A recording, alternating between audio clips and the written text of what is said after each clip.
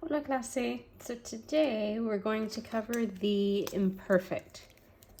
So we talked before about how there are two different tenses in the past in Spanish. And so the one that we learned first was the preterit, and really there are more than two tenses, but we're talking simple tenses here. So the first one was the preterit, and if you remember, we talked about that being things that have a definite ending and beginning. It's kind of your traditional past tense. So the imperfect, when you think of the translations for the imperfect, that's when you're going to think of things that were habitual or ongoing or routine. So if when you translate them, if it feels like it falls into that category, then that helps you know it's going to be in the imperfect. Okay. And another way to look at it is if you think about a translation, typically you're going to translate it with a was or were or used to. So any of that would help you know that you're in the right place when you're using the imperfect. Okay. So you have two sets of endings, basically. You have your AR verbs, and then you have your ER and IR verbs. So that's something we've seen before. So let's look at the AR verbs now.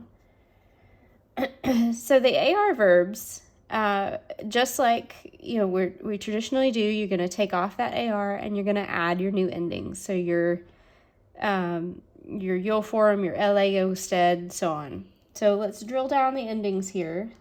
So we have the yo, tú, él, ella, usted, nosotros, vosotros, ellos, ellas, and ustedes. Okay, so your AR verbs, you're going to take off that AR and you're going to add aba. So you're going to add ABA onto the end.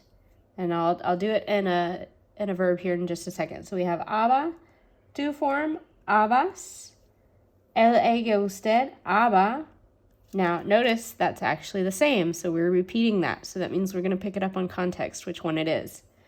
Nosotros habamos, vosotros habáis, and ellos, ellas, ustedes haban. So if you think back to most of what you've learned before, this isn't too far out of the normal, meaning like your tú form is back to having an S, so that's good. Your LA usted form ends with an A. Here you have that amos, here you have an ice, and here you have it ending with an N. So for memory connection, pretty good, right? Just this is different, right? That you're dealing with the yo form and the LA usted form is being repeated. So just watch for that. And then, of course, watch for that accent on the nosotros form, that habamos. Okay, so now let's conjugate a verb. So let's do hablar. Okay, so we're going to take off that AR, right? And we're going to add our new ending. So let me get my chart going here so we can do it in order this time. Well, it was in order last time, but just to get the sides split up. Okay, and again, I assume you've got your subject pronouns and you're good to go on that, so I'm going to skip those. So, yo hablaba. Tú hablabas. Él, ella, usted hablaba.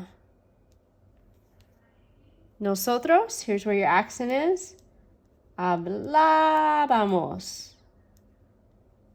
Now, I've overdid it, of course, just so that you could hear it. Vosotros hablabais. And ellos, ellos, ustedes hablaban. Okay, so this is kind of a funny verb to start out with these aba endings, right? Just because look at all these A's and all the B's. So it's a lot of the same vowels. So typically, in a regular verb, it may not feel so funny when you say it. You'll get used to it. But anyway, so if we translated this, if you did the yo hablaba, so for instance, I could say, de niña, yo hablaba español. So that would be as a kid, or as a girl, as a little girl, however you want to say that. I used to speak Spanish. Now, it doesn't have to translate that way. So for instance, if I said it this way, if I said, de niña yo hablaba español, maybe, and this may have happened to some of you, maybe you grew up in a Spanish-speaking home, and when you were little, you did speak Spanish, and then you didn't because you were exposed to friends in school or whatever the reason was. But maybe you wanted to emphasize that you used to do it, right? That kind of implies maybe that now you don't. Not necessarily. But the idea is this wasn't just a one-time thing. It was a routine thing that you used to speak Spanish. Or maybe it was a different language, or just any activity that you used to do, right? This is the idea. So this is the aba endings. These are for all regular AR verbs. So if it's and actually, to be fair, it's really all AR verbs. The imperfect only has 3 irregulars, so you don't have to sweat that too much. So it makes it much, much easier than some of the other tenses. So let's look at maybe 1 or 2 more examples with an AR verb. So let's do, I'm trying to think of a good one here. Let's do enseñar. So enseñar is to teach, right? So if I say I used to teach, let me get my chart going here. And it's not just used to. We have other ways, and I'll get into that in just a second. I may have made my chart too big, too small, but we'll see. So enseñaba, enseñabas, enseñaba, enseñábamos, enseñabais, enseñaban. There we go.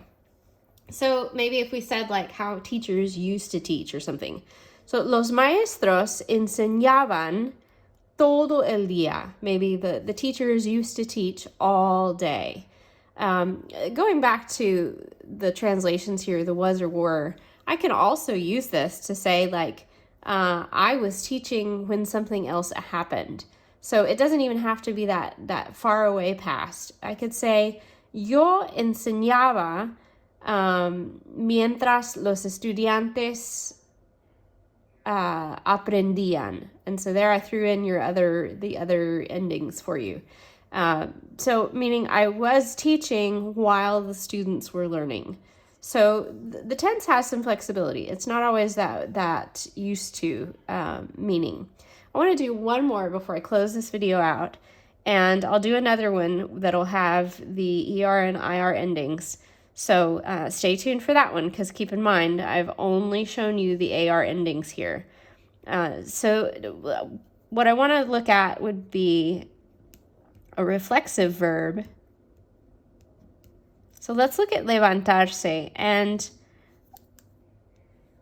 I should have been paying attention to these all along. For instance, when we do the any tense, right? Because the reflexives, they never really go away. And so this would have worked the same way if we'd done it with the preterit, meaning that whenever we have these reflexive verbs, I just don't want you to forget what you have to do with them. So whenever you have a reflexive, so for preterit, for imperfect, for present tense, for any of these, right, you have to take that se off right? It's considered part of the infinitive, but we have to take it off, and we have to move it, and we have to change it when we conjugate it. So just don't forget that you need to be doing that if that se is there at the end. So for the yo form, it would be me levantaba. So if I say, like, I used to get up at 6, me levantaba a las 6. Tú te levantabas. Él, ella, usted se levantaba. Nosotros nos levantábamos. Vosotros os levantabais. That actually did not need the accent, and I can't fix it right now. And then ellos, ellas, ustedes se levantaban. I'm going to scratch through it, and I'll fix it when I turn this into the notes. Sorry, I really messed that up. Anyway, okay. So there you go. So there's a reflexive verb, just so you can see. Here's another verb. Here's our standard hablar that we typically deal with. So again, this is any regular AR verb, really basically any AR verb. So stay tuned for part 2, and I'll show you the ER and IR verbs, and I'll also show you the 3 irregulars in the other video. Adios.